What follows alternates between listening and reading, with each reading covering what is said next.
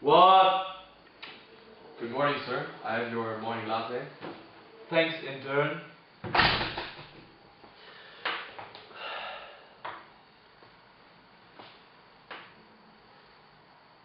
Get out of my room.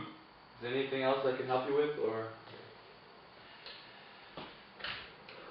Wait. I don't know how to handle our fluctuations because I think we overstocked and our efficiency is just decreasing and I just don't know how to forecast it anymore. Well, maybe I could be of assistance. You see, I just passed the IMT course at the University of St. Gallen. Maybe I could tell you a couple of things about the bulb effect.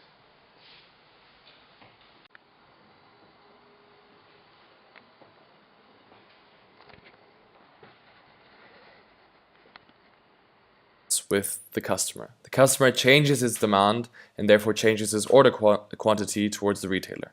This creates fluctuation.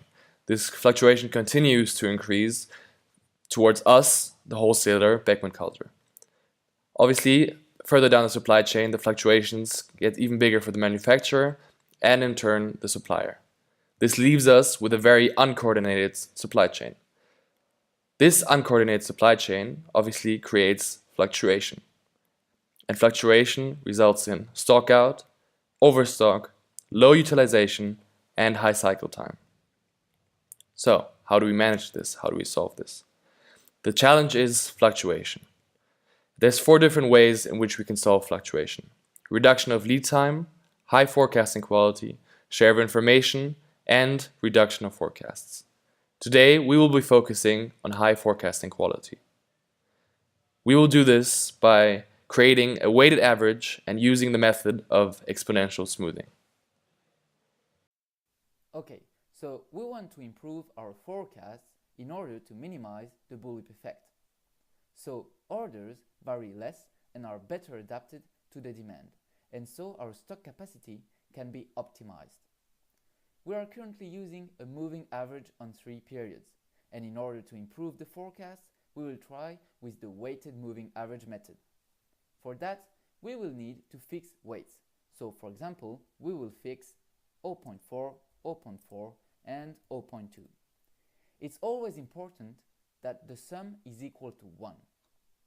We will now apply the formula. We take the demand of t minus 1 multiply by the weight of t minus 1 that we fix with F4 plus the demand of t minus 2 multiply by its weight. And we do the same for t minus 3.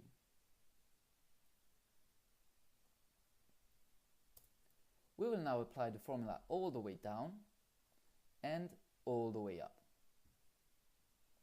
We have reduced our bullwhip effect, but we can reduce it even further by optimizing the weights with the solver.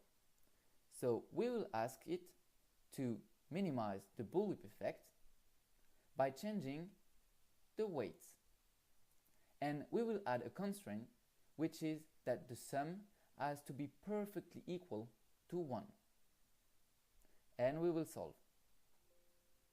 And let's go. We have reduced our bullwhip effect to 3.5. There would be an even better impact if we add seasonality, but here there is no clear seasonal trend. So let's try with another method, the exponential smoothing method. We have to fix a constant, so let's say 0.3. And we will now apply the formula, which is the demand multiplied by the constant that we fix with F4 plus the forecast multiplied by 1 minus the constant fixed. We will now apply this formula all the way up. But it says value. Why? Because the formula always refers to the number above. So we have to fix the first number. Conventionally, we take that number from the initial value of the demand. So let's do it. We see that we have reduced our bullwhip effect a bit in comparison to the starting point. We will now also use the solver, but now we will change this cell. and we will delete that and add the constraint that this cell has to be lower or equal to 1. And we solve. And let's go. We have reduced our bullet effect to 3. But here we determined our starting point, taking the initial value of the demand. This approach has a serious drawback. Past observations are very important for this method, and in this case, the initial value will have an unreasonably large effect on forecasts. According to the literature, the unknown parameter, which is the constant, and the initial value, for any exponential smoothing method can be estimated by minimizing the sum of squared error. Here is the formula.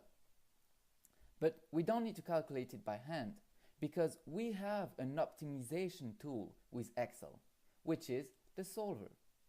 So now we will ask him not only to optimize according to this value, but also according to this value.